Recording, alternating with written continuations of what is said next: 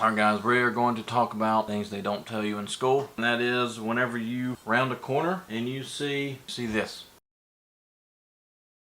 Or this. Or this. What do? The entire time I was in school for Norfolk Southern, they never mentioned anything about what happens when you round a corner and there's a big giant tree laying across the track. When you round the corner or you look at the crossing and there's a freaking truck sitting on top of it. You round the corner and there's another train. What do? That's like especially when it comes around in the corner and you see a train. What the heck do you do?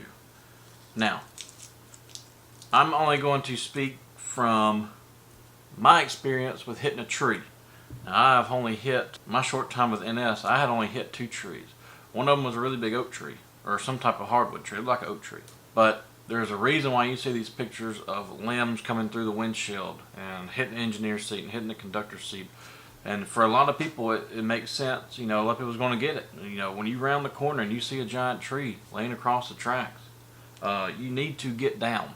You need to get in the floor. Get low as possible, because there's no telling what's going to come through that windshield. Hopefully nothing. And hopefully you stay on the tracks. But I'm telling you, there's all kinds of pictures of limbs coming through windshields and hitting the seats where if a conductor would have been sitting there, they'd be dead. But when you round a corner and you see, you know, a 18-wheeler, like possibly a coal truck or a cement truck that could possibly be full, that's another one of those deals where get low and hang on, because I've always been told if you round the corner and you see a cement truck or any type of 18-wheeler for that matter that's hauling either rock or coal or some type of sand or anything like that, typically those trucks, you know, I load them every day. Typically those trucks weigh, you know, 44 to 47,000 pounds, so you're talking over 20 tons. And you're about to hit 20 tons going 45, 55, 60, depending if you're out west, 70 miles an hour. That's going to do some damage for sure. There's things they don't prepare you for, you know, and I'm going to talk about other things in other videos, but this is the main one I want to get out there, with it being summer, tornadoes, hurricane season's come right around the corner, and or hurricane season's actually here, I believe. But you know, I know we have a lot of guys that work for BN, that's on the channel. A lot of guys that work for NSCSX on the East Coast and the Southeast. I'm telling you, if you see a tree, get down. Your engineer's more than likely going to tell you to get down, but you need to be aware of, anyways. Like, you need to be aware of it before it ever happens. That's how we survive. That's how we stay safe, and we prepare.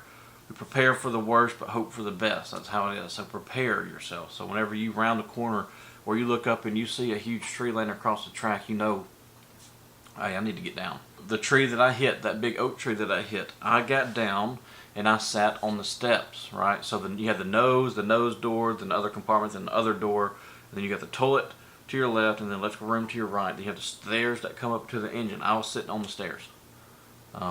Underneath where that thing, that right here where your head is, and right above it is the windows, and that's where I was at.